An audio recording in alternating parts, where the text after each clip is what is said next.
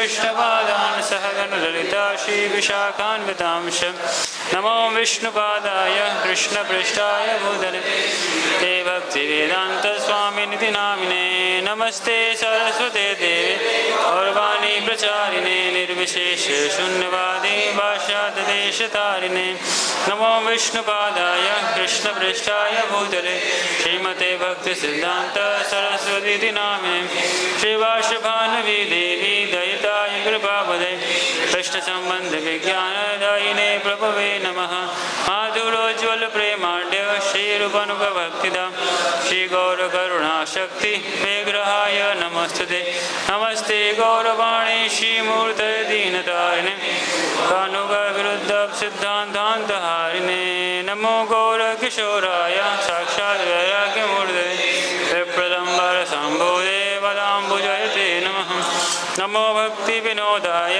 सच्चिदानन्दनामिने गौरशक्तिस्वरूपाय रूपानुगापराय ते गौरविर्भावभूमिस्थं सज्जनप्रियं वैष्णवसार्वभौमो श्रीजगन्नाथाय ते नमः वाञ्छकल्पतरुभ्यश्च सिन्धुभ्येव च पद्मनाभपावनेभ्यो वैष्णवेभ्यो नमो नमः नमो महावदन्याय कृष्णप्रेमप्रदाय कृष्णचैतन्यनामिने गौरतुषे नमः पञ्चतत्त्वात्मकं कृष्णं स्वरूपकं भक्तावतारं भक्ताख्यं नमामि भक्तशक्तिकम् हे कृष्ण करुणा सिंधु दीनबंधु जगतपते गोपेश गोपिकाकांत राधाकांत नमस्तते जयतां सुरतो पंगोर्मम मंदमतिर्गति मत सर्वस्व पदाम्भोजौ राधा मदन मोहनो दिव्यद्वृन्दारण्यकल्पद्रुमद श्रीमद्रत्नागार सिंहासनस्थो श्रीमद्राधाशीलगोविन्ददेवो पृष्ठादिलीविसेव्यमानौ स्मरामि श्रीमन्रासरसारम्भी वंशी वटतस्थित वैष्णवेणुसनिर्गोपिर्गोपीनाथ श्रियस्थुनं तप्तकाञ्चन गौरांगी राधे वृन्दावनेश्वरी भानुसुते देवी प्रणमामि हरिप्रिये जय श्री कृष्ण चैतन्य प्रभु नित्यानंद श्री अद्वैत गदाधर शिवासदि गौर भक्तवृंद हरे Krishna Krishna Hare Hare Hare Ram Ram Ram Hare Hare. This one also. Vande Shri Krishna Chaitanya Nityananda Sahodito Gaurude Pushpavanto Chitro Samdo Tamonudo.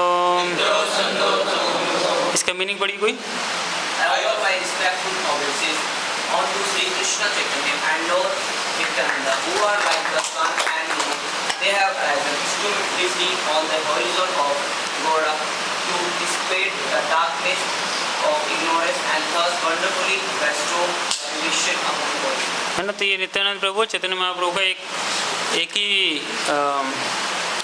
प्रणाम मंत्र में दोनों कहा जाता है. तो ये कविराज गोस्वामी जब लिखते हैं चैतन्य चरितामृत तो उन्होंने शुरुआत में इस बात को मेंशन किया हुआ है. तो आज 3 महोत्सव हैं. पहला है गंगा दशहरा, दूसरा है श्री बलदेव विद्याभूषण हमारे बहुत महानाचार्य हैं उनका तिरुभाव तिथि, और तीसरा है गंगा माता गोस्वामिनी बहुत बड़ी आचार्य थी हमारे संप्रदाय में, उनका आविर्भाव तिथि है. तो 3 आज फेस्टिवल्स हैं. तो प्राइमरीली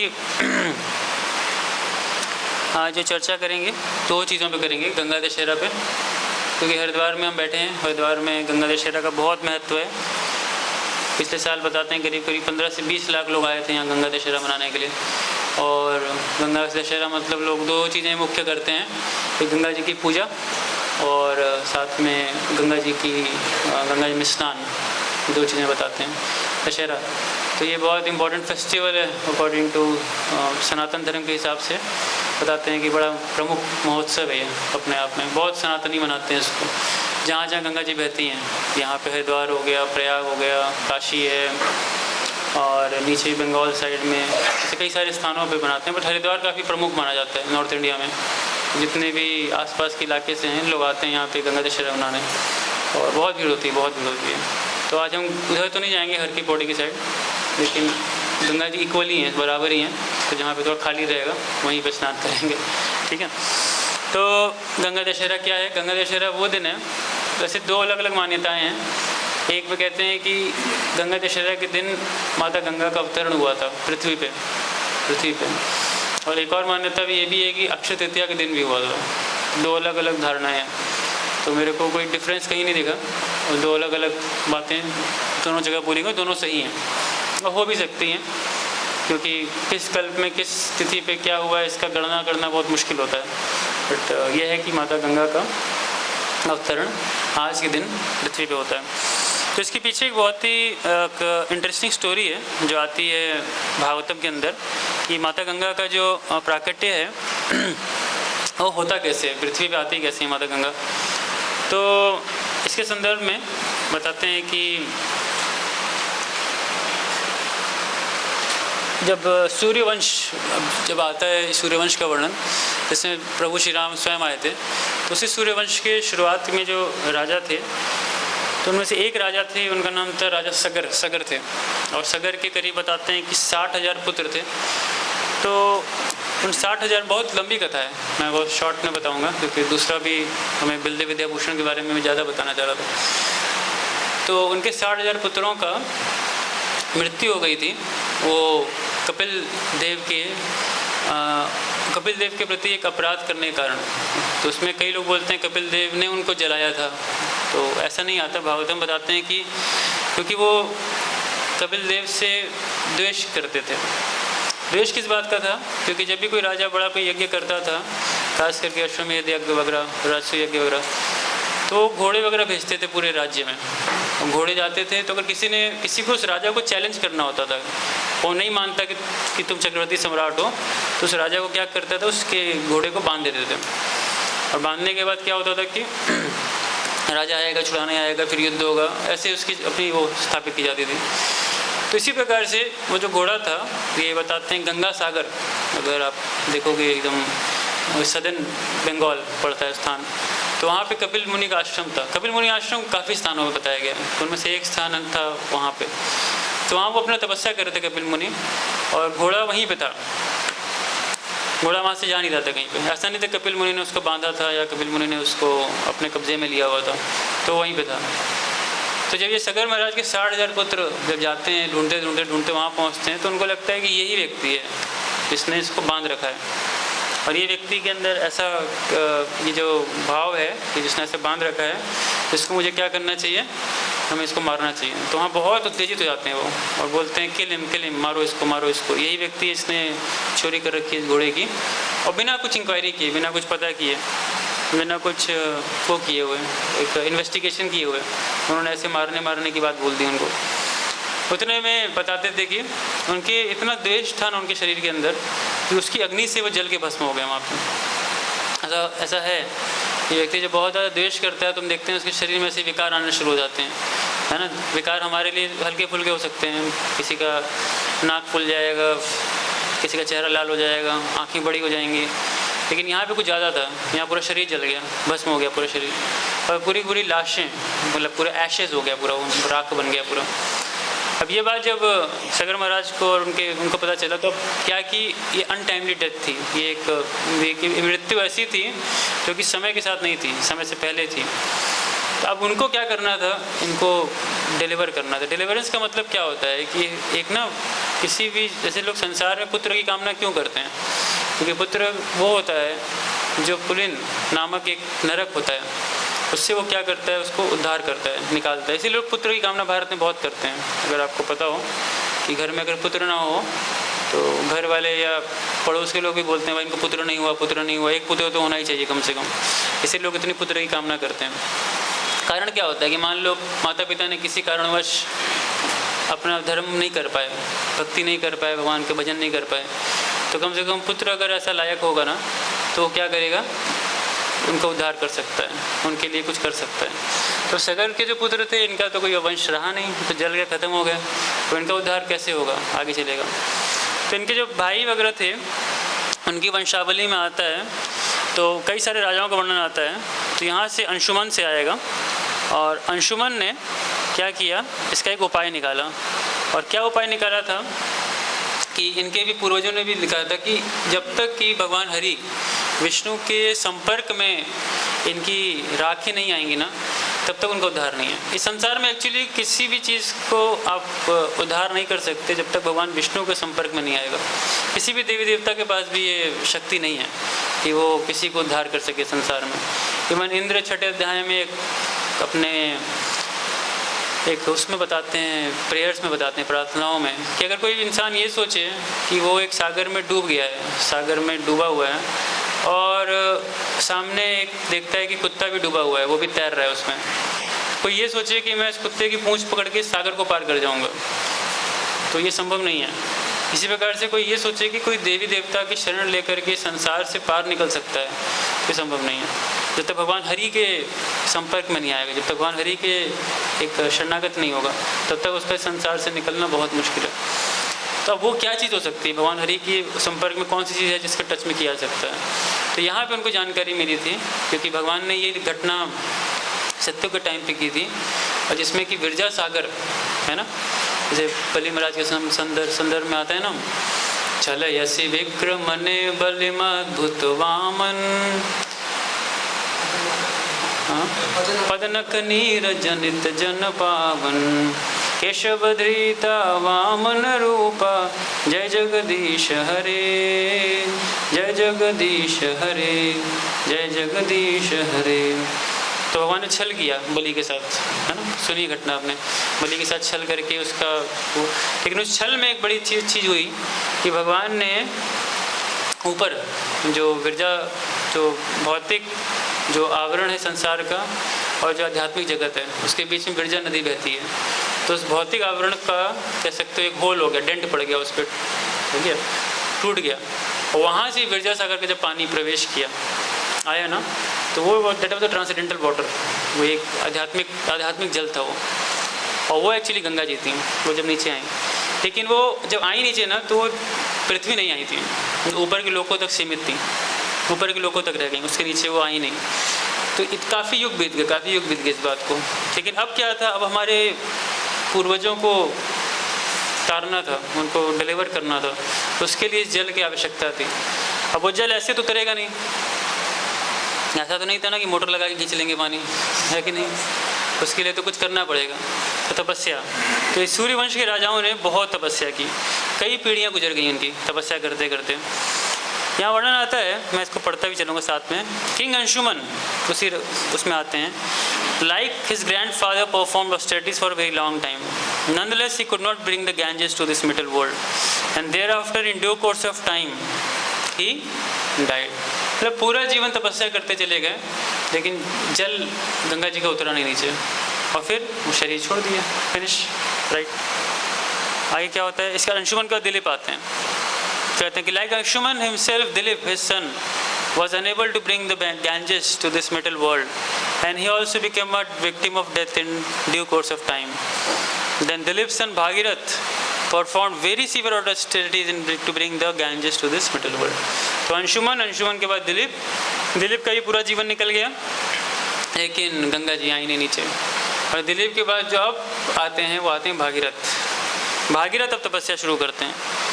इसीलिए कहते हैं ना कि यहाँ पे जो भी स्पिरिचुअल एंडेवर्स होते हैं या इस प्रकार के एंडेवर्स होते हैं, उन सब पे एक्चुअली भगवान की कृपा होती है। 2 जनरेशन्स बीत गई, गंगा जी नहीं आई, लेकिन भागीरथ के साथ होगा, भागीरथ के साथ गंगा जी का अवतरण आएगा। There after mother Ganges appeared before king Bhagirath and said, तो मदर गंगा भागीरथ महाराज के तपस्या से बहुत प्रसन्न होकर के बोली ऐसा, माता गंगा बोल रही है, हाँ, गंगा उवाचो। तो यहाँ वैसे मेंशन नहीं है दैट गंगा शेष यहाँ पे वाचा शब्द है ना, लेकिन इक्ति उक्त स्वाभिप्रायम समस्वामन्तो नृपः, तो I am very much satisfied with your austerities. हो सकता है पिछले दोनों लोगों से सेटिस्फाइड नहीं फील की हो। And I am now prepare to give you benediction as you desire, जैसा इच्छा है वैसा मांगो, जो इच्छा से मांगते हो। Being thus addressed by Ganga Devi, Mother Ganges, the king bowed his head before her and explained his desire। तो उन्होंने प्रणाम किया उनको, और माता गंगा के आगे अपनी इच्छा प्रकट की कि माता गंगा मैं क्या चाहता हूँ। क्या बताया उन्होंने सारी इच्छाएं तो जानते ही हो आप, इच्छाएं उनकी वही थी कि सागर महाराज के जो पुत्र हैं उनको डिलीवर करना। लेकिन मदर गंगा ने उनको बताया कि यहाँ पे कुछ समस्या है, अगर मैं अवतरण लूँगी तो मेरा वेग बहुत तेज़ है, बहुत ज़्यादा तेज़ है। तो कह रहे हैं कि when I fall from the sky to the surface of the planet earth, the water will certainly be very forceful, who will sustain that force. इतना तेज पानी आएगा, उस पानी को कौन रोक पाएगा? हो सकता है पूरा भूतल को छेदते हुए चला जाए नीचे, तो उसको फोर्स को कोई चाहिए हैंडल करने वाला। If I am not sustained, I shall pierce the surface of the earth and go down to रसातल, the पातल एरिया ऑफ द यूनिवर्स। इतना नीचे चले जाएंगे, फिर तो आपका काम बनेगा नहीं। इतनी मेहनत से मेरे को आपने प्रसन्न भी किया, प्रकट भी किया, लेकिन काम पूरा बनेगा नहीं। देखिए क्या होता है आगे। Oh king, I do not wish to go down to the planet earth. माता गंगा की इच्छा नहीं थी पृथ्वी पे आने की। सोचिए क्यों नहीं आना चाहती माता गंगा पृथ्वी पे? For there the people in general will bathe in my water to cleanse themselves of the reactions of their sinful deeds। क्योंकि लोग क्या करेंगे, मेरे में आके खाली पाप धोएंगे। ठीक है ना, माता गंगा नहीं आना जानती, कोई किसी का पाप लेना चाहता है? कोई भी हम में से एक व्यक्ति दूसरे व्यक्ति का पाप लेगा। पाप का मतलब है, मान लो इसको बीमारी हो गई है कोई, है ना, छोटी सी कोई बीमारी है, उसको बुखार ही है मान लो। अब कोई कहे प्रभु जी आप मेरे कमरे में ही साथ में हैं, मेरा बुखार आप ले लीजिए, हमें थोड़ा रिलीफ हो जाएगा मेरे को, आप बुखार में मरिए और मैं घूमता फिरता हूँ। है में से है कोई लेगा ऐसा? कोई नहीं लेना चाहेगा। अपना ही रिएक्शन मुश्किल है, दूसरे को तो कैसे झेलेंगे। बट यहाँ पे क्या था, माता गंगा का बहुत बड़ा कंसर्न था। When all the sinful reactions accumulate in me, how shall I become free from them? You must consider this very carefully। तो मैं पापों से कैसे निकलूँगी? मेरे को पाप से कौन निकालेगा? कौन निकालने वाले मेरे को पाप से? शुष्य भागीरथ वाचा, भागीरथ ने बोला, देखिए क्या कहते हैं, बहुत ही अच्छा ये वर्स है। बताते हैं कि those who are saintly because of devotional service and are therefore in the rounds order free from material desires, and who are pure devotees expert in following the regulative principles mentioned in the Vedas, are always glorious and pure in behavior and are able to deliver all fallen souls. When such pure devotees bathe in your water, the sinful reactions accumulated from other people will certainly be counteracted. For such devotees always keep in the core of their hearts the Supreme Personality of Godhead, who can vanquish all sinful reactions.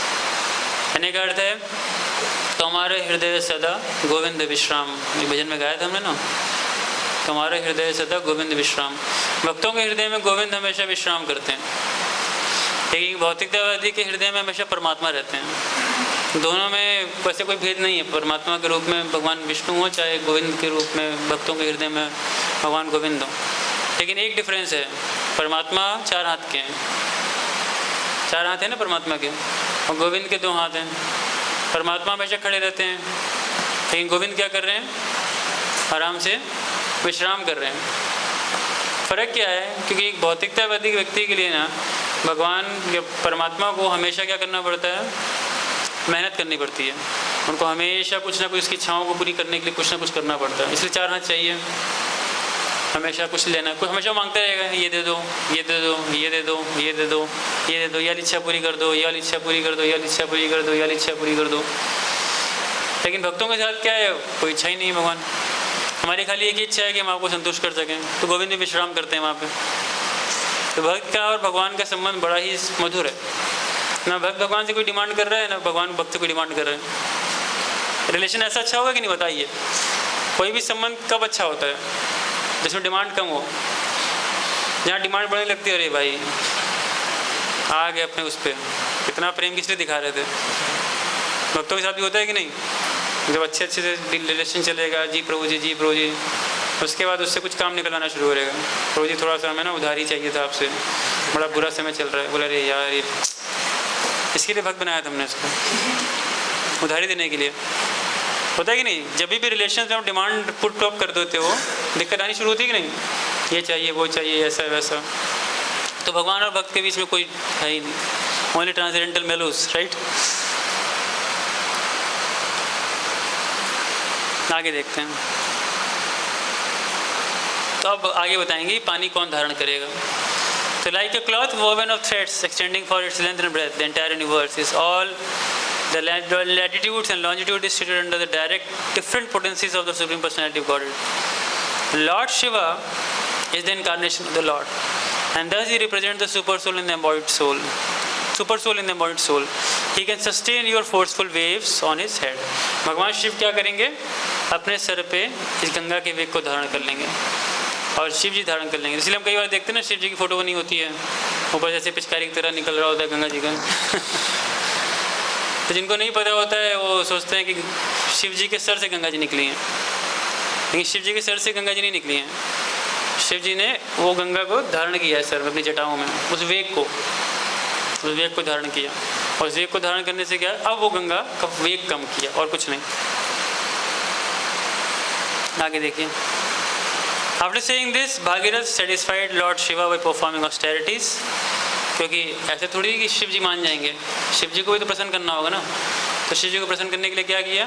तपस्या की। किसी को भी प्रसन्न करना होता था पहले के समय ना, लोग तपस्या करते थे। तपस्या से वो लोग प्रसन्न हो जाते थे कि हाँ ये व्यक्ति तपस्या कर रहा है कुछ हायर गोल के लिए। Lord Shiva, O king Parikshit, lord Shiva was very quickly satisfied. इसलिए यहाँ पे आप देखोगे कि यहाँ पे लॉर्ड शिवा का एक नाम आता है आशुतोष, यहाँ पे आता है आशु अतुष्यत, बहुत जल्दी तुष्ट हो जाते हैं, जो बहुत जल्दी सेटिस्फाइड हो जाते हैं। इसीलिए लॉर्ड शिवा को क्या कहते हैं? आशुतोष बोलते हैं। He is quickly satisfied. और फिर फाइनली यहाँ पे होता है When King Bhagirath approached the Lord Shiva and requested him to sustain the forceful waves of the Ganges, Lord Shiva accepted the proposal by saying, "Let it be so." Then with great attention he sustained the Ganges on his head, for the water of the Ganges is purifying, have emanated from the toes of Lord Vishnu. The great and the saintly King Bhagirath brought the Ganges, which can deliver all the fallen souls to that place on earth, where the bodies of his forefathers lay burned to ashes. तो राजा भागीरथ, सोचो आप, ये अगर आप ध्यान से गंगा माता की पूरी ज्योग्राफी के हिसाब से उनके पाथ को, ट्रेजेक्ट्री को समझोगे ना, ये गोमुख पड़ता है। देव प्रयाग में दो नदियों का मिलन होता है वहाँ पे, एक होता है भागीरथी का और एक होता है अलकनंदा का। तो भागीरथी जो नाम पड़ा था गंगा का, वो भागीरथ महाराज के उससे पड़ा था। और उनकी भागीरथ महाराज ने गोमुख, ये पड़ता है आपका गंगोत्री जाओगे जहाँ से गंगा जी का उद्गम होता है, उस स्थान से लेकर के गंगा सागर तक क्या करते हैं? रथेन वायु वेगेन प्रायंतम अनुधावती देशान पुनंति निर्दग्धनाम सिंचित सगरात्मजा, है ना। रथेन वायु वेगेन, वहाँ से लेकर के गंगा सागर तक उन्होंने क्या किया था? रथ चलाया था भागीरथ महाराज ने। और रथ का वेग कैसा था? वायु वेगेन, वायु के वेग से, हवा की तेज़ी से चलाया था। सोचो कितनी डेस्परेशन थी अपने पितरों को डिलीवर करने की। 3-4 पीढ़ियाँ ख़त्म हो गई, लेकिन अभी तक उनके पितर डिलीवर नहीं हुए। और ये बहुत बड़ा साइंस है, लोगों को पता नहीं होता है। पितरों को डिलीवर करना बहुत बड़ी जिम्मेदारी होती है, और गृहस्थ आश्रम में जो होता है उसकी तो बहुत बड़ी जिम्मेदारी है। 6 प्रकार के कर्ज होते हैं हमारे ऊपर। शास्त्र कहते हैं, देव ऋषि भूताप निर्णाम पितृणाम नागिन करो नायम ऋणी च राजन सर्वात्मना यह शरणम शरण्यम गतो मुकुंदम परिहृत्य कर्तम। तो 6 प्रकार, कई जगह पे 3 भी आता है। तो 6 क्या हैं? देवों के प्रति, देवताओं के प्रति ऋण है। सूर्यदेव से ले रहे हैं रोशनी, वायुदेव से हवा, इंद्र से पानी, वो कितना कुछ लेते हैं अलग अलग, कई चीज़ें पता ही नहीं होती हमें। तो देवताओं को 33 करोड़ देवी देवताओं का ऋण है। ऋषियों का ऋण है। ऋषियों ने, ऋषि मतलब रिसर्चर्स इन द वैदिक टाइम्स, रिसर्चर्स होते थे इतना। अब हम किसी पेड़ को देखेंगे हमें समझ में नहीं आएगा, सब पेड़ एक जैसा दिखेगा। अगर हम हिमालय में जाएंगे तो सब पेड़ एक जैसा दिखेगा। सर्वखलमिदं ब्रह्मा, हाँ, एवरीथिंग इज़ वन ईयर। लेकिन उसके अंदर जो डिफ्रेंशिएशन और वैरायटी है वो ऋषि जानते हैं। मानते हैं ये पेड़ किस काम आएगा, ये पेड़ किस काम आएगा। ये ज्ञान होता है, नॉलेज है। हमें से शायद किसी को नहीं होगा इसका, मतलब मेरे को तो बिल्कुल नहीं है, क्योंकि सब पेड़ एक जैसे दिखते हैं अगर सामने से देखो तो, लेकिन उनमें डिफरेंसेस है ना। तो ऋषि ऐसे ऐसे ग्रंथ लिखते थे, बताते थे कि इसका क्या क्या क्या है ऋषि। तो ग्रंथों को इस्तेमाल करते हैं हम अपने भले के लिए। तो ऋषियों का कर्ज नॉलेज दे रहे हैं कि नहीं? देव, ऋषि, भूत are the other living entities. गाय का दूध पीते हैं, कुत्ता घर की रखवाली करता है एक गाड़ी चलाने वाला हमें यहाँ से वहाँ लेकर के जाता है। तो ये सब नॉर्मल जीव होते हैं जो हमारी कहीं ना कहीं सेवा करते हैं।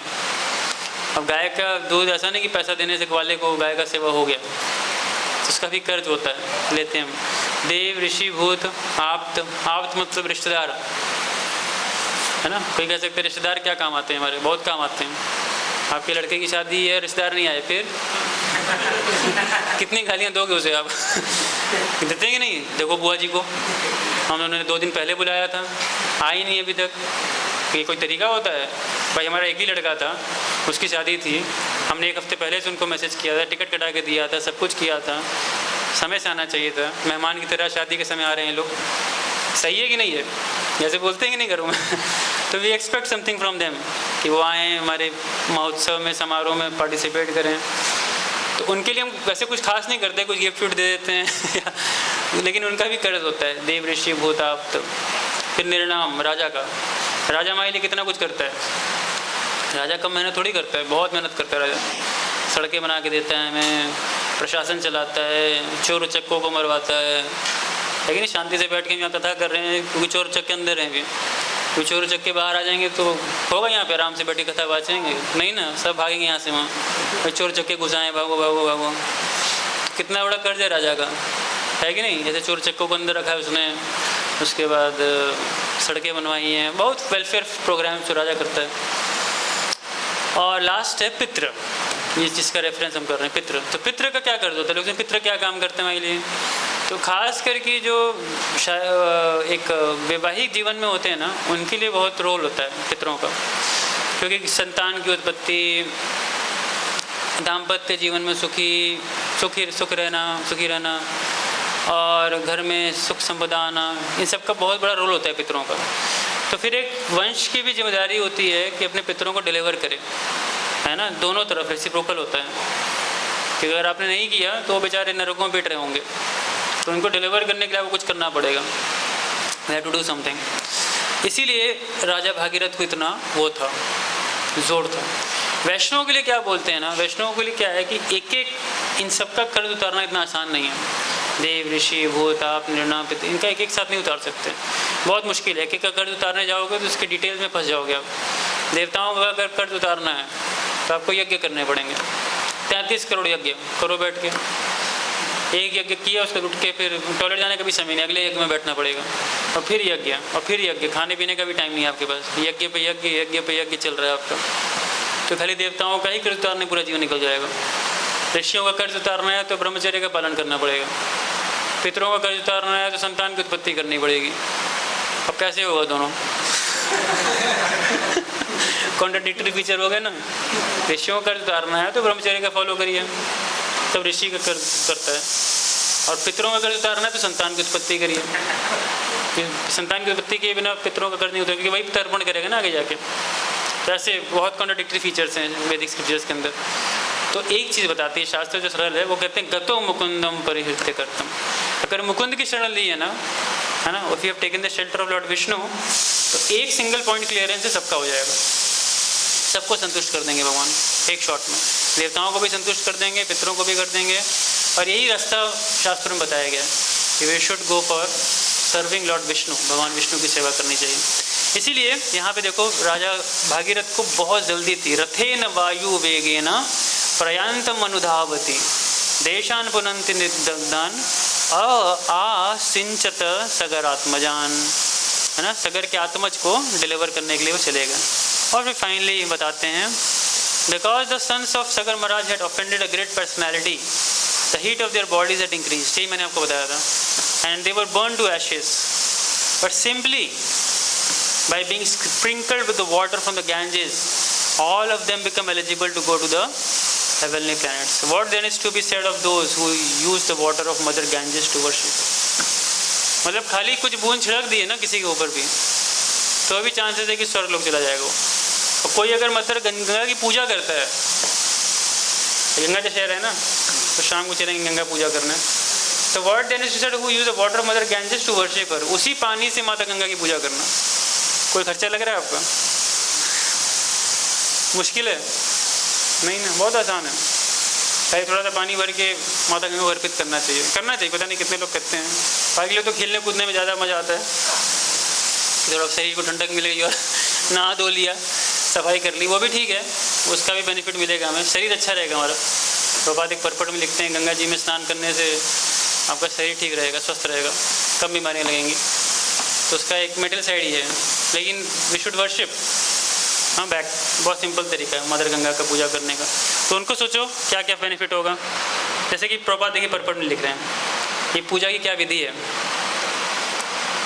Mother Ganges is worshipped by the water of the Ganges. माता गंगा की पूजा कुछ और चीज़ों से नहीं होती है, उन्हीं के जल से होती है। A devotee takes a little water from the Ganges and offers it back to the Ganges. When the devotee takes the water, Mother Ganges does not lose anything. अगर आप थोड़ा पानी लेके चले भी जाएंगे अपने साथ घर ना, तो उसमें कोई नुकसान नहीं। मदर गंगा बोलेंगे ये क्या चोरी करके ले गया 1 लीटर पानी यहाँ से, है कि नहीं। तो ये and when the water is offered back, Mother Ganges does not increase. But in this way, the worshipper of the Ganges is benefited. जो गंगा जी की पूजा करेगा उसको बेनिफिट मिलेगा। Similarly, a devotee of the Lord offers the Lord patram pushpam phalam toyam, a leaf, flower, fruit or water in great devotion. But everything including the leaf, flower, fruit and water belongs to the Lord. And therefore there is nothing to renounce or to accept. One must simply take advantage of the bhakti process. Because by following this process, one does not lose anything, but one gains the favor of the Supreme Person. है कि नहीं? सरल सी चीज़ है। Simple आपको उठाना है जल, भगवान माता गंगा को ऑफर करना है, दैट्स ऑल, डन। तो will do that in the evening. So that's about the descent of mother Ganges, माता गंगा का अवतरण। और साथ ही साथ हमने आज भजन गाया ना, उसमें आता है एक बड़ी इंटरेस्टिंग लाइन, कहते हैं गंगा रप रश हैले पाश्चात्य पावन,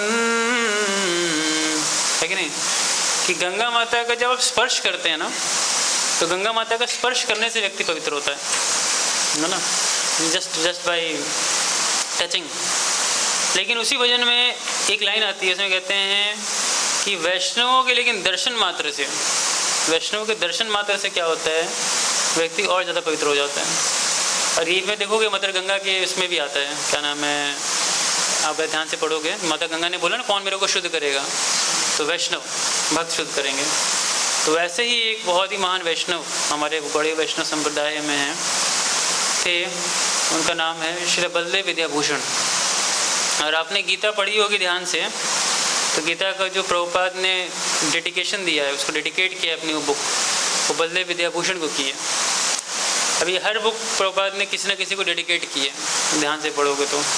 जैसे गीता है, गीता प्रभुपाद ने डेडिकेट की है बलदेव विद्याभूषण को। प्रभुपाद ने भागवतम डेडिकेट की है अपने गुरु भक्तिदास ठाकुर को।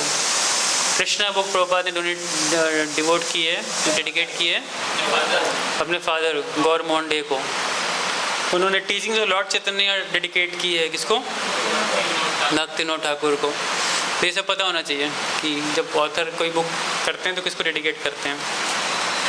तो बड़ी इंटरेस्टिंग बात है, प्रभुपाद ने गीता किसको डेडिकेट की, बलदेव विद्याभूषण को। तो इतना क्या विशेषता था बलदेव विद्याभूषण का, what was so special about him. कई लोग हो सकते हैं नाम भी नहीं जानते होंगे, है ना। तो उसके लिए हमें गीता को बड़े ध्यान से पढ़ना पड़ेगा। चलिए गीता में चलते हैं पहले, ठीक है ना। कचौड़ी खा के नींद तो नहीं आ रही ना कुछ लोगों को कुछ लोग किसी तरह बस संभाल रहे हैं अपने को, तो थोड़ा संभाल के रखना है, अभी टाइम को भी आधा घंटा हमारे पास है। तो ये देखिए हमारी परंपरा है, ठीक है, ये पता होना चाहिए। There is a school of thought, the line of thought, line of practice. तो हम इससे बिलोंग करते हैं, इस लाइन ऑफ स्कूल से बिलोंग करते हैं ना, जो कृष्णा शुरू होती है, ब्रह्मा जी, नारद, व्यास, मध्वाचार्य, और करते करते करते करते करते आप देखोगे धीरे धीरे नीचे आएंगे तो यहाँ पे 28 नंबर देखोगे, बलदेव लिखा है ना। तो बलदेव विद्याभूषण है, जगन्नाथ दास बाबा जी अलग हैं, दोनों के कंटेम्प्रेरी थे एक टाइम के। कंटेम्प्रेरी तो नहीं थे एक्चुअली में, बलदेव विद्याभूषण पहले थे, उनके बाद 2 जनरेशन्स के बाद जगन्नाथ दास बाबा जी थे, और फिर भक्तिविनोद ठाकुर। अच्छा, हमें ऑल्टर में भी देखेंगे ना, दर्शन जब करें तो हमें सारे आचार्यों को पहचानना भी चाहिए, है ना। तो अगर हम 6 गोस्वामी जो सबसे नीचे की लाइन में है, श्री रूप, श्री सनातन भट्ट रघुनाथ, श्री जीव गोपाल भट्टदास रघुनाथ, ये 6 गोस्वामी। उनके जस्ट साइड में है जगन्नाथ दास बाबा जी, है ना। ये नाम कम से कम पता हो, नहीं तो प्रणाम मंत्र पता हो। फिर भक्ति विनोद ठाकुर, फिर गौर किशोर दास बाबा जी, शिला भक्ति सिद्धांत ठाकुर और प्रभुपाद। तो यहाँ से तो हमारी लाइन दिखती है 28 से लेकर 32 तक। और इसके ऊपर का कुछ नाम जानते होंगे आप, रूप गोस्वामी, सनातन गोस्वामी, स्वरूप, रघुनाथ जीव, कृष्णदास कविराज गोस्वामी, नरोत्तम दास ठाकुर और विश्वनाथ जी ठाकुर, ये सारी लाइन है। तो बलदेव विद्याभूषण का इतिहास ऐसा है कि बलदेव विद्याभूषण की जो शुरुआती जीवन था, उनका जो प्राकट्य हुआ था रेमुणा में। रेमुणा में अगर आज आप जाओगे, इस्कॉन का जो रेमुणा सेंटर है, उससे मात्र 300-200 मीटर पीछे ही उनका प्राकट्य स्थली है बलदेव विद्याभूषण का। तो रेमुणा प्राकट्य हुआ था उनका। बचपन से ही विद्वान, सारे संस्कृत, पोइट्री, इन सब चीज़ों को उन्होंने पढ़ा था। और फिर बाद में जाकर के उन्होंने जो दीक्षा ली थी वो लिया था मध्व संप्रदाय में, मैसूर में जाकर के। और जब वो दीक्षा उन्होंने वहाँ ली थी, दीक्षा का मतलब होता है मंत्र दीक्षा, जो मंत्र दीक्षा वहाँ से ली थी। बाद में वो फिर पुरी आए, पुरी में आके महाप्रभु के बारे में पढ़ा, गौड़ीय संप्रदाय के बारे में जाना, तो बहुत अट्रैक्शन हुआ उनको। बोला कि ये जो टीचिंग्स हैं ये बहुत ही अल्टीमेट है। भागवतम पढ़ी, भागवतम में श्रीधर स्वामी की टीकाओं को पढ़ा, रूप, सनातन, जीव गोस्वामी, ये सब वृंदावन आने के बाद उन्होंने पढ़ा उन राइटिंग्स को, नरोत्तम दास ठाकुर उनकी लाइन में। तो ये सब स्टडी करने के बाद उन्होंने फिर शिक्षा, है ना, एज अ शिक्षा के लाइन में उन्होंने पूरी की पूरी गौड़ीय धारा को फॉलो करना शुरू कर दिया, मध्व को छोड़ दिया। क्योंकि मध्व संप्रदाय में महाप्रभु ने भी इस चीज़ को पॉइंट आउट किया है, अगर चैतन्य चरितामृत पढ़ोगे आप तो, कि इसमें वर्णाश्रम पे बहुत बल है और वर्णाश्रम से पंच मुक्ति पे बहुत ज़्यादा बल है। तो उसमें जो कृष्ण प्रेम है उसकी सर्वोपरि नहीं है, उसमें प्रधानता नहीं उस चीज़ की। और इस चीज़ को एम्फसाइज खास करके चैतन्य चरितामृत में मैं रेफरेंस दे रहा हूँ आपको, आप पढ़ोगे तो you will get it in the 9th chapter के एंड में मिलेगा आपको ये रेफरेंस पूरा। महाप्रभु ने क्यों इसको, महाप्रभु ने टाइम जो नाम दिया था इनको दिया था तत्ववादीस। और माधवेंद्रपुरी अगर आप देखोगे ना यहाँ ध्यान से, तो माधवेंद्रपुरी 20 नंबर पे हैं। उनसे ऊपर लक्ष्मीपति तीर्थ, व्यास तीर्थ, ब्राह्मण्य तीर्थ, ये सारे वैष्णव सन्यासी थे जो कि मध्व संप्रदाय से हैं। माधवेंद्र, मैं इतना डिटेल में क्यों जा रहा हूँ इसको, क्योंकि अभी जो आगे आर्गूमेंट बताऊँगा मैं चीज़ें, वो बहुत कनेक्टेड है इससे। तो माधवेंद्रपुरी जो थे वहाँ से एक नई धारा निकलती है। वो धारा थी कृष्ण प्रेम की, क्योंकि संसार में भगवान के प्रति इतनी उन्नत कोटि का प्रेम अगर किसी ने प्रकट किया था, the first person was Madhavendrapuri. और संसार में 2 ही लोगों ने किया था, एक है स्वयं श्रीमती राधा रानी और दूसरे हैं माधवेंद्रपुरी। इसको टेक्निकली बोलते हैं महाभाव प्रकाशित करना। ये 2 ही लोग, और कोई नहीं, तीसरा सोच भी नहीं सकता है और सोचना भी नहीं चाहिए, है ना, सही जिया हो जाएंगे। तो 2 पीपल। यहाँ से फिर चेंज होता है, चेंज होकर लाइन जो बढ़ती है ईश्वरपुरी, लॉर्ड चैतन्य और ऐसे। तो अब कंट्रोवर्सी कहाँ पे आती है और बलदेव विद्याभूषण की ग्लोरीज क्या हैं वो समझिएगा। तो बलदेव विद्याभूषण जब आ जाते हैं यहाँ पे, फिर विश्वनाथ जी ठाकुर से शिक्षा लेते हैं, विश्वनाथ जी ठाकुर उनके शिक्षा गुरु होते हैं और इस प्रकार से वहाँ पर शिक्षा प्राप्त करते हैं। लेकिन उस समय जो बात थी ना, 1700 शताब्दी की बात है, एक बहुत बड़ी कंट्रोवर्सी उठती है। कंट्रोवर्सी क्या उठती है जयपुर के अंदर, कि जयपुर में राजा जय सिंह जो थे, और जय सिंह 2, है ना, राजा जय सिंह, तो उनकी जो आराध्य थे, है ना, वो गोविंद जी थे। गोविंद जी क्योंकि औरंगजेब के अटैक से पहले, है ना, वहाँ से हटा दिए गए थे वृंदावन से, और वृंदावन से आकर के फिर वो आज देखोगे तो सिटी पैलेस जो जयपुर का है, उसमें एक बड़े प्रमुख स्थान पे भगवान विराजमान है, राधा गोविंद देव जी। किया दर्शन, कितने लोगों ने किया? ठीक है, कभी जयपुर चलेंगे तो दर्शन कराएंगे वहाँ पे। तो राधा गोविंद देव जी, तो अभी राधा रानी नहीं है, गोविंद देव जी, ठीक है। तो गोविंद जी, तो वहाँ की एक पर्सनल, राजाओं की ना, जो राजा थे उनकी पर्सनल ड्यूटीज़ होती थी। राजा जो भी वहाँ के राजा होते थे, डेली उनका एक कह लो मॉर्निंग प्रोग्राम गोविंद देव जी के सामने ही होना था। और बहुत बिलवेड, देर वेरी, बहुत ही प्रेम से सेवा होती थी भगवान की, और बहुत प्रेम था राजा को। देखो, सेंटिमेंट्स तब तक ठीक हैं जब तक आपके सेंटिमेंट्स को तोड़ने वाला ना आ जाए।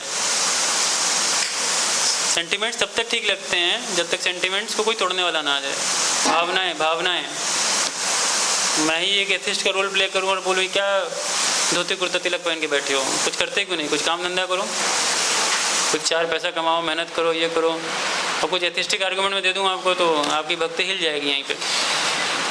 हम लोग बात तो ठीक कह रहे हैं, कुछ काम करना चाहिए मेरे को, ये धोती कुर्ता पहन के कंठी माला पहन के क्या होने वाला है, खाने को थोड़ी मिलेगा इससे, मेहनत करो। तो वैसे राजा के समक्ष एक दूसरा आर्गूमेंट था। राजा के समक्ष वहाँ के सबसे प्रोमिनेंट एक संप्रदाय था, उसको कहते हैं रामानंदी संप्रदाय। रामानंदी संप्रदाय जानते हैं, ये नॉर्थ इंडियन वर्जन है शी संप्रदाय का, और शी संप्रदाय की भी 2 डिविजन्स हैं, वड़गलई तिनकलई। और तिनकलई जो है उसका तो नॉर्थ इंडियन वर्जन है, वो रामानंदी हैं। पहचानते हो कैसे इनको? इनको पहचानने का बड़ा सिंपल तरीका है, 2 वाइट लाइन्स होंगी और बीच में लाल, ठीक है, ये रामानंदी। अच्छा से कि आज की डेट में देखोगे भगवान प्रभु श्री राम की जो पूजा होती है अयोध्या में, वो रामानंदी संप्रदाय के अंतर्गत होती है ना, रामानंदी संप्रदाय में होती है। तो वो बहुत प्रोमिनेंट सेक्ट था नॉर्थ इंडिया के अंदर। तो राजा के पास एक दिन गया और राजा से बोला कि ये जो आपने राधा गोविंद देव जी की जो पूजा कर रखी है ये प्रमाणिक नहीं है। क्यों प्रमाणिक नहीं है? क्योंकि राधा कृष्ण की तो कभी शादी नहीं हुई, जब कभी इनकी शादी नहीं हुई, कभी इनकी भार्या थी ही नहीं राधा रानी, तो पूजा कैसे एक साथ कर सकते हो भाई? सीताराम की पूजा हो सकती है, लक्ष्मी नारायण की पूजा साथ में हो सकती है, बट राधा कृष्ण की पूजा कहाँ है? अब राजा है, राजा के पास स्क्रिप्चर नॉलेज नहीं है, वेदों का ज्ञान तो नहीं था उसके पास, तो राजा इसको डिफेंड नहीं कर सकता है। तो राजा ने रेफ़र किया, उस समय 4 गौड़ीय मंदिर थे, आमेर क्षेत्र था वहाँ पे जयपुर में आमेर फोर्ट देखा होगा ना, राजा आमेर फोर्ट में रहा करते थे पहले, और गोविंदपुर इस जगह को कहते थे जहाँ पे सिटी पैलेस है आज की डेट में, फिर बाद में जाके इधर आ गए थे। तो अब राजा के सेंटिमेंट्स बड़े हर्ट कर गए, यार ये क्या है, बात तो ठीक कह रहे हैं रामानंदी लोग, ये तो सही बात है, वर्शिप तो वो है। तो इन्होंने सभी गौड़ीय महंतों को चिट्ठी लिखी और बोला कि आप ज़रा इसका तर्क दीजिए। महंतों ने क्या लिख के भेजा कि देखिए ये प्रमाणिक है। किसके आधार पर प्रमाणित है? उन्होंने बताया जीव गोस्वामी, रूप गोस्वामी, सनातन गोस्वामी, इन सब ने माना है ये धारा है, और ये शास्त्रों में प्रमाण आता है कि राधा कृष्ण के विवाह हुआ भी है और नहीं भी है, दोनों प्रमाण इसके हैं। इसलिए पूजा करने में इतना क्या हवा बना दिया आप लोगों ने भाई। आप ब्रह्म वैवर्त पुराण में जाएंगे तो भांडीर वन में ब्रह्मा जी ने स्वयं राधा कृष्ण की पूजा विवाह कराया है, ये लीला है, और नहीं भी विवाह हुआ है इसका भी प्रमाण है। तो भगवान की लीला है ये ना, इतना क्या इसमें आप वो कर रहे हैं। ओहो, तो रामानंदियों को और वो गुस्सा आ गया, वो बोले कि ये तो आर्गुमेंट खाली अपने प्रीवियस आचार्य को कोट कर रहे हैं, तर्क पे नहीं आ रहे हैं ये, और दूसरा ये ऐसा कह रहे हैं। तब उन्होंने और बातें बढ़ानी शुरू की और उन्होंने बोला देखिए बड़ा सीधा सा बात है कि आपने बड़े ऑफेंसिव वर्शिप बना रखा है अपना। कैसे बना रखा है कि पहले नारायण की पूजा होनी चाहिए, फिर कृष्ण की पूजा होनी चाहिए। कैसे आप पहले पूजा कर सकते हैं कृष्ण की और नारायण है ही नहीं आपके पास? ऐसे करके बड़े सॉलिड आर्गूमेंट्स थे। तो गौड़ीय धारा आती कहाँ से है? इसका बेसिस क्या है? ब्रह्मसूत्र में व्याख्यान क्या है आपका? कुछ भी नहीं। अब ये जो महंत लोग थे भाई, पुजारी लोग थे मंदिर के खाली, अब ये तो आर्गूमेंट तो नहीं कर सकते ना, ये लोग तो मतलब बोलना नहीं चाहिए, बस खाली घंटी बजाना ही काम था। सिर प्रभात कहते थे खाली घंटी नहीं बजाना चाहिए, हमें थोड़ा शास्त्र ही पढ़ने चाहिए। अब ये बात कोई अब रेफ़र करे कहाँ जाएँ? उस समय गौड़ीय संप्रदाय के जो आचार्य थे वो थे विश्वनाथ जी ठाकुर। अभी चिट्ठी लिखा गया विश्वनाथ जी ठाकुर को वृंदावन में कि ऐसे ऐसे हो चुका है, और अब तो रामानंदी और ज़्यादा वो हो चुके हैं। अब कह रहे हैं कि अगर वर्शिप करनी है राधा रानी की तो उनका अलग कमरे में रखो, उनको उनकी अलग पूजा करो, और गोविंद की अलग पूजा होनी चाहिए, एक साथ पूजा नहीं हो सकती। और लिटरली राधा रानी को हटाना पड़ गया था। विश्वनाथ जी ठाकुर उस समय उम्र उनकी 60 से ऊपर हो चुकी थी, शारीरिक रूप से उतना उनके पास बल नहीं था कि वो भी आके कुछ कर सकें, लेकिन फिर उन्होंने एम्पावर किया बलदेव विद्याभूषण को। तो बलदेव विद्याभूषण थे, वो बैठे कई समय तक विश्वनाथ ठाकुर के पास, और विश्वनाथ ठाकुर के साथ बैठ के उन्होंने लाइन ऑफ आर्गूमेंट्स को स्टडी किया कि क्या लाइन ऑफ आर्गूमेंट्स खास करके ये जो आपके रामानंदी हैं ये दे रहे हैं, क्या मतलब इसमें अगर आर्गूमेंट्स कभी करोगे ना, डिबेट्स, जैसे आज शाम को डिबेट होगी, तो डिबेट करने का तरीका होता है अपोजिशन को पहले सुना जाता है प्रॉपरली। नहीं तो नॉर्मल डिबेट्स में क्या हर आदमी अपनी बात बोल रहा है। कई बार सीन ऐसा हो जाता है कि बस खाली दोनों पार्टी भौ भौ भौ भौ भौ भौ भौ चल रहा होता है दोनों साइड से, समझ में नहीं आ रहा वो क्या बोल रहा है। भाई उसकी बात तो पहले सुनो वो क्या बोल रहा है, फिर उस लाइन पे आप आर्गूमेंट करोगे। हमें तो मतलब ही नहीं तुम क्या बोले हो, हम क्या बोल रहे हैं वो सुनो तुम पहले, और फिर दूसरा कहेगा हमें भी तुमसे कोई मतलब नहीं, तुम मेरी बात सुनो। यार ऐसे कौन सा आर्गूमेंट ऐसे डिबेट्स नहीं होते हैं, ऐसा मत करिएगा। कम से कम शाम को जो भी लोग करेंगे तो डिबेट में सुना जाता है पहले। तो उन लेटर के थ्रू राजा ने बता दिया था। और राजा की सेंटिमेंट्स, राजा के क्या था, राजा भगवान का भक्त था। उसकी भक्ति कहाँ से शुरू हुई थी राजा की, कि उसकी शुरुआत में एक सेवा होती थी, सेवा कहना चाहिए, जो उसकी ड्यूटी होती थी, वो पूरे मथुरा से लेके आगरा तक का जो पैसेज होता था उसमें पूरी टीम को, पूरे अपनी आर्मी को एस्कॉर्ट करना, उसको प्रोटेक्ट करना, इसका काम था राजा का। तो वहाँ से भक्तों के संग में आया था राजा, और उसका बड़ा डीप सेंटिमेंट्स था। लेकिन खाली सेंटिमेंट से क्या होगा, सेंटिमेंट्स के पीछे जब तक आप वो नहीं डालेंगे, उसको फिलोसफी नहीं आएगी उसके पीछे ना, तब तक वो सब्सटेंशिएटेड नहीं होगा। जैसे मैं सीधी सी बात बता रहा हूँ ना, हम सब भक्ति तो कर रहे हैं, लेकिन भक्ति में विश्वास हमारा तब ज़्यादा प्रगाढ़ होता है, जब बढ़ता है, जब हम अपनी भक्ति को रीज़न कर पाते हैं। हम रीज़न नहीं कर पाएंगे ना, कोई बोलेगा क्या जी क्या तिलक लगा रखा है, क्यों लगाते हो तिलक, बताओ चलो, तिलक क्यों लगा रखा है, ऐसे क्यों ऊपर लगा रखा है आपने, ऐसे भी तो हो सकता है भाई, ऐसे भी तो लगा सकते हो ना, ऐसे क्यों लगा रखा है आपने। अब बोलोगे ये तो बताया नहीं कभी मैं, क्योंकि वो भी पहनता था, वही पहनता था, हमने देख के लगा लिया उसको। फंस जाएगी नहीं मामला, पूछ लेगा कोई भी, बोले ऐसे क्यों लगा रखा है, ऐसे भी हो सकता है, ऐसे भी हो सकता है, टेढ़ा भी हो सकता है, ऐसे भी हो सकता है, बहुत सारे तरीके हैं। तो we need some philosophy behind it, क्या रीज़न है उसके पीछे। तो आर्गूमेंट सेट किए गए, सारे कुछ हुए, और बलदेव विद्याभूषण निकले। तो बलदेव विद्याभूषण जब पहुँचे राजा के कोर्ट में, तो राजा का हर्ष का एक सीमा नहीं, बोला यार अब कोई आ गया बचाने के लिए यहाँ पे, है ना, खुशी जैसे हीरो की एंट्री होती है ना, पूरे वैसे एंट्री थी कोर्ट रूम में। बलदेव उस समय बलदेव नाम था खाली, अभी विद्याभूषण टाइटल नहीं आया था, इसके बाद आएगा। एंट्री पूरा बायोग्राफी पढ़ोगे, बड़ा अल्टीमेट डिस्क्रिप्शन आता है। He was entering like a majestic king, और राजा को सबसे ज़्यादा इतनी खुशी हो रही थी, वो I seeing the devotee of Krishna and he is here to protect अस।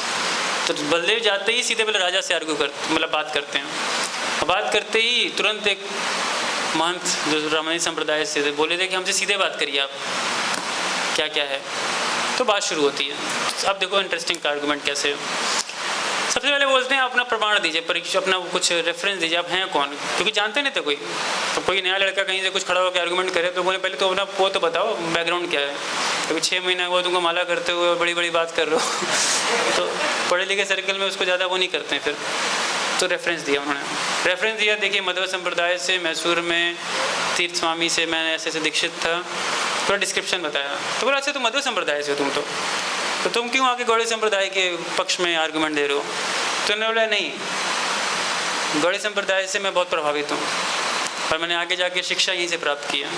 फिर उन्होंने सारे जीव गोस्वामी सबके बारे में रेफरेंस दिया, बताया, और अपने करंट गुरु कौन थे, कृष्णा जी ठाकुर, उनके बारे में बताया, और बोला गौड़ी धारा एकदम परफेक्ट है अपने आप में, इसमें कुछ वो नहीं है। तो फिर उन्होंने बोला कि फिर किस बेसिस पे आर्गूमेंट करोगे, मध्वाचार्य के ब्रह्मसूत्र पे करोगे, वहाँ से उठाओगे, कि गौड़ धारा की कुछ और लिखोगे। अब ये बहुत एक टफ काम था बलदेव विद्याभूषण के लिए। टफ क्यों था उनके लिए, क्योंकि अगर वो एज इट इज़ मध्व संप्रदाय से उठा लेते, जो उनकी टीका थी वेदांत सूत्र पे मध्वाचार्य की, तब तो फिर गौड़ी संप्रदाय कहीं से स्टैब्लिश नहीं हो सकता था। और दूसरी दिक्कत थी, गौड़ी संप्रदाय में किसी ने लिखा ही नहीं वेदांत सूत्र पे कमेंट्री आज तक। और वेदांत सूत्र कमेंट्री इतनी आसान तो है नहीं कि रात भर में बैठ के लिख दोगे। उदाहरण दे देता हूँ मैं आपको, मान लो आपको लिखना है, मैं आपको 2 पन्ने लिखने को देता हूँ, एक एफोरिज्म पे, अथा तो ब्रह्म जिज्ञासा। अब इसको एक्सप्लेन करना है 2 से 3 पन्ने में, और एक्सप्लेनेशन आपकी ऐसी होनी चाहिए कि सारे श्रुति, सारे प्रमाण, सारे वेद, सारे उपनिषद, जितना कुछ है वह कहीं से कॉन्ट्रडिक्ट ना कर सके आपकी एक्सप्लेनेशन। तो उतना पहले पता होना चाहिए। उतना पता ही नहीं, अब लिख दिए कुछ भी उलूल जुलूल, तो कहीं से कट कर देगा वो। तो इतना शास्त्रों में पारंगत भी होना पड़ेगा आपको। आप सोचो बाप रे, इतनी हैवी भक्ति तो हमने सोची नहीं थी मुझे, हमें तो लगता है खाली माला करना है। तो यहाँ तो काफ़ी टफ बातें चल रही हैं। नहीं, ये बातें समझनी चाहिए हमें कम से कम। ठीक है, हमें कोई टीका नहीं लिखनी है, लेकिन कम से कम अप्रिसिएशन डेवलप कर सकते हैं आचार्यों के प्रति। अब क्यों हम प्रभुपाद को बोल के नाचते हैं, प्रभुपाद जय प्रभुपाद जय प्रभुपाद, खूब उछल के नाचते ना, आधे लोगों को पता ही नहीं क्या कूद रहे हैं। क्यों? तो प्रभुपाद की विशेषता थी, प्रभुपाद इतने ग्रंथ दिए हैं, इतने ग्रंथ दिए हैं, नाम भी कईयों को नहीं पता है पूरे। तो बलदेव विद्याभूषण का ये, बलदेव विद्याभूषण प्रभु का ये ग्रेटनेस थी। किस लाइन ऑफ आर्गूमेंट पे जाएंगे? तो बहुत मनन किया उन्होंने। मनन करके उन्होंने बोला कि गौड़ीय धारा में इसलिए कमेंट्री कभी नहीं लिखी गई क्योंकि वैष्णवों ने व्यासदेव की जो नेचुरल कमेंट्री वेदांत सूत्र पे श्रीमद् भागवतम को ही अल्टीमेट माना है, इसलिए कभी किसी ने लिखा नहीं। बोला ये तो आर्गूमेंट नहीं है बलदेव विद्याभूषण भाई, ठीक है ऑथर ने अपना लिखा उस टाइम पे लिख के चला गया, बट आप प्रमाणिक हैं, उसके लिए आपकी अपनी कमेंट्री होनी चाहिए। पर ये सत्य है, कोई भी संप्रदाय है ना, उसको अगर प्रमाणित करना है, ध्यान से सुनिएगा, उसको सबसे पहले वेदांत सूत्र पर अपनी कमेंट्री लिखनी पड़ेगी, तब तो वो प्रमाणित नहीं होता है। एक वृंदावन में बड़े गुरुजी थे, बड़ा सा पोस्टर लगा रखा था, उसमें 4 संप्रदाय की फ़ोटो थी, जिसमें पहले मध्वाचार्य, रामराजाचार्य, निम्बर्क आचार्य, निम्बर्क स्वामी और विष्णु स्वामी, 5वीं फ़ोटो उनकी थी। और लिखा था उसके ऊपर पंचम मूल गुरु। 4 तो भाई प्रमाणित है, सब पढ़े हैं, रामाचार्य, मध्वाचार्य, निम्बर्काचार्य और विष्णु स्वामी, 4 संप्रदाय का। और पंचम मूल गुरु 5 संप्रदाय। तो मैंने बोला कि जाओ इनसे पूछो पहले कमेंट्री कहाँ है आपकी वेदांत सूत्र पे। कईयों से पूछोगे तो बोलेंगे वेदांत सूत्र ये होता क्या, पहले ये तो बताइए, कमेंट्री तो बात की बात है। अब देखिए कभी ना भगवान के भक्ति में सेवा आती है ना, तो चैलेंज आते हैं। सेवा आसान चीज़ नहीं होती है भगवान की करना, it's not a cake walk. और आराम से जो भक्ति हम सोच रहे हैं, जो करके हम आराम से बस भक्ति करते करते भगवत धाम में कृष्ण के साथ बंसी बजाएंगे ऊपर बैठ के, इतना आसान नहीं है। बहुत चैलेंजेस लेने पड़ते हैं, बहुत इनिशिएटिव्स लेने पड़ते हैं। और यहाँ पे कोई नहीं था गौड़ी संप्रदाय को बचाने वाला। कौन थे अकेले? बलदेव विद्याभूषण। उन्होंने बोल दिया पूरे कोर्ट में कि मैं वेदांत सूत्र पे कमेंट्री लिख के लाऊंगा। सारे रामानंदी हतप्रत, ये क्या बात कर रहे भाई, कमेंट्री लिख के आप ले आओगे, कैसे लाओगे, कितने दिन में लाओगे? बोलो टाइम नहीं बता सकता। और टाइम के लेके 2-3 वर्जन्स है, एक है कोई कहता है 1 महीना, कोई कहता है सब 7 दिन। एक बहुत बड़ी चीज़ थी लिख के लाना। लेकिन फिर चलो चैलेंज ले लिया। और भक्तों के साथ भी क्या भाई चैलेंज ले लो, तो फिर लगता है बहुत बड़ा चैलेंज हो गया यार। पता ही नहीं, कई लोग वो करते हैं, क्या नाम है, मैराथन में जब गीता कर देंगे, बड़ी 500 गीता कर लेंगे, बाद में कैलकुलेट करते हैं वो तो यार बड़ा भारी पड़ गया यार, है कि नहीं? जैसे एक बार की बात थी, एक बार गाँव में लोग खड़े थे कुएँ किनारे, और कुआं के किनारे जब खड़े थे तो एक बच्चा डूब रहा था कुएं में। अब कौन जाएगा बचाने उसको? तभी एक जांबाज छलांग लगा देता है। तब छलांग लगा देता है तो निकाल के ले आता है बच्चे को बाहर। इतनी तारीफ होती है उसकी, इतनी तारीफ होती है, मानना पड़ेगा। असली योद्धा यही था, यही चैलेंज ले पाया। जब उसकी तारीफ चली रही थी तब तक उसने पूछा कि भाई ये बताओ पहले मेरे को, धक्का किसने मारा था? वो चैलेंज लेना नहीं चाहता था। तो हमारी भक्ति में हमारे साथ ये स्थिति है। हमारे सीनियर्स, हमारे सुपीरियर्स क्या करते हैं, धक्का मारते हैं, बोले नहीं हो जाएगा, करो यार, परेशान मत हो, करो हो जाएगा। बोले नहीं पड़ी एक पेटी बहुत है हमारे, 32 गीता हम शगुन कर दें बस, क्योंकि गीता मैराथन आ गया, अब क्या करें, थोड़ा शगुन करके चले जाएंगे। नहीं 100 करो, कम से कम 100 करो। जो 100 कर सकता है उसको 500, जो 500 कर 1000, लाइक दैट। तो हमारे यहाँ धक्के वाला साइंस है। लेकिन वहाँ पर बलदेव विद्याभूषण को लेना था। अब वो क्या करें, वो गए गोविंद जी के पास, और गोविंद जी के आगे बहुत प्रार्थना की, बड़ी सुंदर प्रार्थना थी, मैंने पढ़ी जब ना। गोविंद जी के आगे कहते हैं कि देखिए भगवान, मेरे तो कोई भक्ति है नहीं, और हर भक्त इस बात को मानता है, क्योंकि मैं आपके एक भक्त के द्वारा भेजा गया हूँ। विश्वनाथ जी ठाकुर ने भेजा है मेरे को, क्योंकि आपके भक्त हैं विश्वनाथ जी ठाकुर, उन्होंने मुझे भेजा है, तो उनके बिहाफ पे मैं यहाँ पे आया हूँ। तो आप अपने भक्ति प्रसन्नता के लिए मेरे को ऐसा शक्ति दीजिए, एम्पावरमेंट दीजिए कि मैं इस कार्य को कर सकूं। और आपके इच्छा के बिना, आपकी कृपा के बिना ये नहीं होगा, संभव नहीं है। ये उन्होंने भगवान से बहुत वो मांगा। और फिर बताते हैं 7 दिन, जैसे उन्होंने बताया 7 दिन और 30 दिन जो भी समय था, बैठ के उन्होंने पूरे वेदांत पे अपनी भाष्य लिखा, पूरा भाष्य लिखा।